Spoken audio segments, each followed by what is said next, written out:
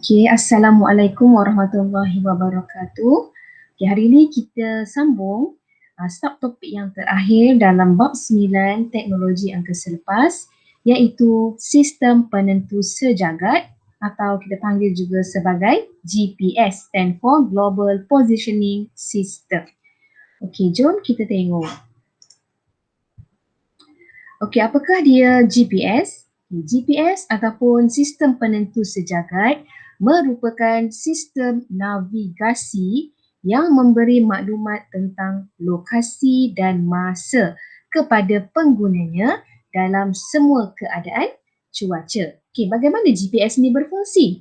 Okey, GPS terdiri daripada 3 segmen, iaitu segmen kawalan, segmen angkasa dan juga segmen pengguna. Okey, segmen angkasa juga dikenali sebagai segmen satelit. Okey, seterusnya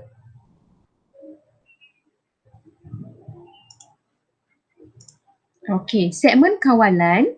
Yang ini segmen kawalan dia terdiri daripada stesen kawalan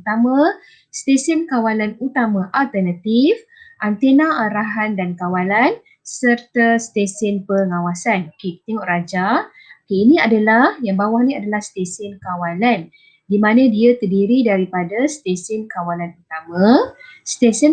utama alternatif, kemudian ada antena arahan dan kawalan serta stesen pengawasan. Isyarat yang diterima oleh stesen pengawasan daripada satelit GPS akan dihantar ke stesen kawalan utama. Okey ya, ini isyarat yang diterima daripada satelit GPS tadi akan diterima oleh stesen pengawasan dan dihantar kepada stesen kawalan utama. Okey, tengok anak panah cikgu. Kemudian di stesen kawalan utama tadi, mesej navigasi akan dijana. Okay, seterusnya, antena bumi akan menghantar maklumat daripada stesen kawalan utama tadi ke stesen satelit GPS di segmen angkasa. Okey, maklumat dihantar adalah posisi satelit GPS, faktor pembetulan waktu dan juga data atmosfera dan almana. Okey, seterusnya di segmen angkasa ataupun kita panggil segmen satelit ni terdiri daripada suatu rangkaian satelit. Okey, kita lihat ya gambar ni. Okey, satelit GPS. Okey, kita nampak dalam gambar ni adalah satelit. Kita panggil dia sebagai satelit GPS. Okey, akan mengorbit. Mengorbit maksudnya dia mengelilingi bumi pada ketinggian 20,000 kilometer. Dan orbit bagi satelit GPS ni adalah orbit separuh segerak bumi. Okey, dan tempoh masa untuk mengorbit bumi adalah lebih kurang 12 jam. Okey, dalam GPS sekurang-kurangnya 4 buah satelit GPS dapat dilihat pada sudut 15 darjah dari semua lokasi di bumi. Okey, seperti dalam rajah ni.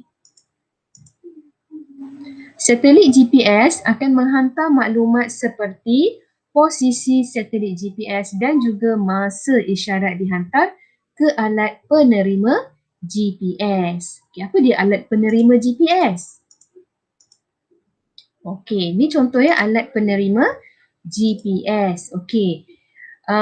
Pengguna GPS merupakan sesiapa sahaja yang menggunakan alat penerima GPS seperti telefon pintar dan juga GPS yang terdapat dalam kenderaan. Lokasi suatu tempat dapat ditulis dalam dua format. So ada dua format untuk menulis maklumat navigasi tadi, iaitu format DMS dan juga format DD. Okey. Kita tengok apa dia format DMS dan juga format DD. Ini contoh dia. Okey, koordinat GPS planetarium negara yang terletak di Kuala Lumpur. Okey, kita ada dua jenis format tadi, sama ada format DMS ataupun format DD. Okey, untuk format DMS dia ditulis dalam bentuk darjah, minit dan juga saat. Okey, manakala format DD pula ditulis dalam bentuk perpuluhan atau kita panggil desimal. Okey, tengok macam mana kita nak baca dia punya koordinat ni. Okey, untuk koordinat format DMS kita nampak 3 darjah, 8 minit, 22.04 saat N. N tu adalah north, iaitu north tu adalah utara. Latitude dia adalah utara.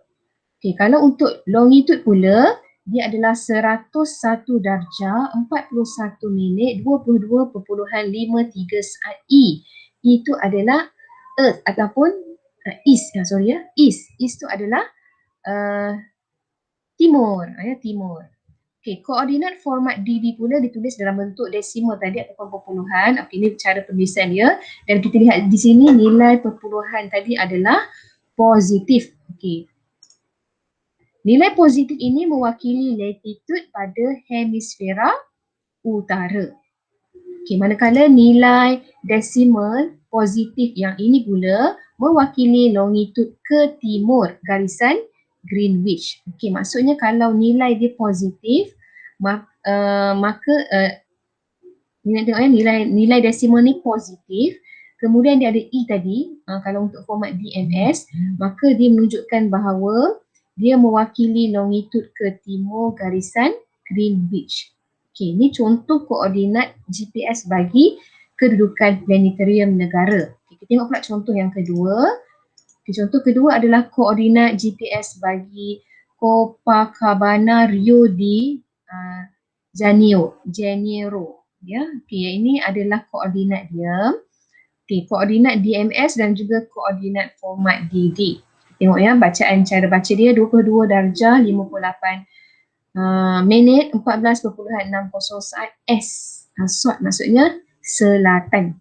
Okey, manakala 43 darjah 10 minit 56.5 saat West. Untuk longitude adalah barat. Okey, kalau kita format DD pula dalam bentuk desimal tadi adalah bernilai negatif. Okey. Jika nilai negatif, dia akan mewakili latitude pada hemisfera selatan. Okey, tadi nilai positif adalah latitude bagi hemisfera utara. Utara. Manakala nilai negatif pada DD pula mewakili hemisfera selatan. Sebab kalau dalam format DMS dia ada tulis S untuk selatan. Tapi kalau untuk format DD dia tak tulis S tadi ya. Jadi kita boleh tahu kalau ada negatif bermaksud dia adalah hemisfera selatan. Okay, sama juga kalau untuk longitude, kalau format DMS dia ada tulis W di sini untuk west, barat. Tapi kalau untuk format DD dia tak tulis west di sini. Jadi kita boleh tahu nilai negatif mewakili longitude ke barat garisan Greenwich.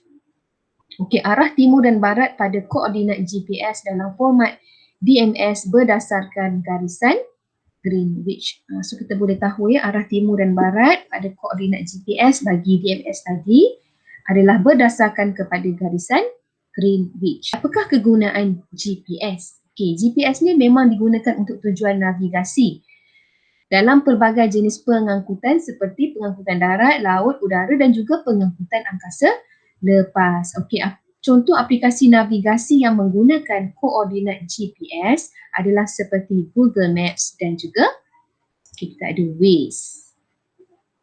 Okey, seterusnya kita pergi kepada soalan. Okey, apakah maksud sistem penentu sejagat ataupun kita panggil GPS tadi? Ya, apa maksud sistem penentu sejagat? Okey, betul ya. Ia merupakan sistem navigasi yang memberi maklumat lokasi dan juga masa kepada penggunanya. Okey, yang kedua, bagaimanakah GPS berfungsi?